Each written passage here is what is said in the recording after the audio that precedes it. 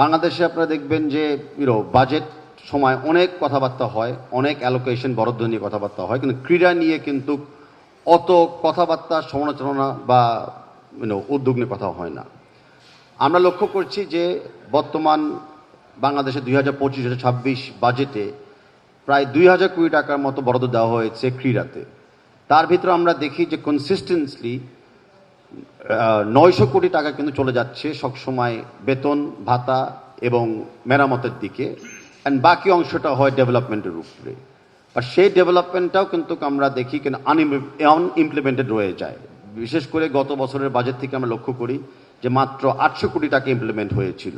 তার মানে তার চেয়ে বেশি চলে গেছে কিন্তু মেইনটেনেন্স, অপারেশনাল, বেতন ভাতাতে। তা আমরা বর্তমান সরকারের কাছে উল্লেখ করে বলতে চাই যে একটা বাজেট পাস করার সময় যেন বাজেট ইমপ্লিমেন্টেশনটাও, এফিসিয়েন্সিটাও বিবেচনাতে রাখা হয়। কারণ আদারওয়াইজ খালি বরাদ্দ দিলাম কিন্তু বাস্তবায়ন করলাম না, সেটা নিয়ে কিন্তু ক্রীড়ার কোনো উন্নতি হবে না।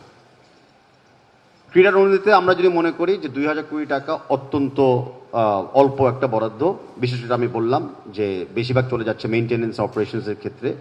আমরা যদি ফেডারেশনগুলোকে ভাগ করে দেখি, বিভিন্ন স্পোর্টস ফেডারেশনগুলোকে, তাহলে 2000 কোটি টাকা কমতে কমতে কমতে কিন্তু আসলে গোনার ভিতরেও পড়ে না।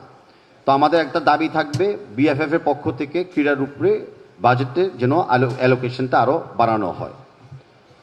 সেকেন্ড হলো, অনেকগুলো আমাদের কাঠামো আছে যেগুলো হয়তো পুরানো, ইতিমধ্যে অকর্য।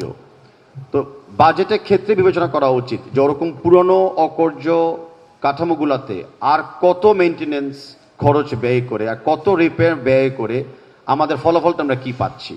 আমরা মনে করি সময় এসেছে যে কাঠামোগুলোকে দরকার হলে ভেঙে নতুন করে আবার তৈরি করার জন্য, সেটার জন্য এনাফ বাজেট রাখা হয় যেন আমরা কাজটাকে এই বছরে শুরু করতে পারি। বাজেটে উল্লেখ আছে আরেকটা হলো ট্যাক্সেশন। আমরা দেখতে পাচ্ছি যে 36% ট্যাক্স কিন্তু ধরা হয় স্পোর্টস ইকুইপমেন্টের উপরে।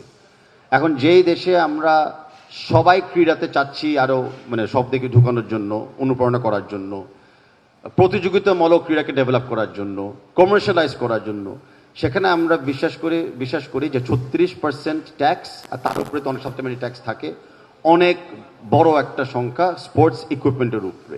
আমরা ক্রীড়ার উপরে অলরেডি ইনভেস্টমেন্ট করছি না, বরাদ্দ ওরকম দিচ্ছি না, তারপরেও আবার ক্রীড়াকে আমরা কিন্তু মোটামুটি পানিশ করতেছি বড় বড় ট্যাক্স বসাই দিয়ে। তো সেই জায়গাটা আমি বিশ্বাস করি যে আগামীতে আমাদের স্পোর্টস মিনিস্ট্রি এবং ফাইন্যান্স মিনিস্ট্রি বিবেচনায় রাখবে। আমি এটা জোরালোভাবে রিকোয়েস্ট করছি ওনাদেরকে।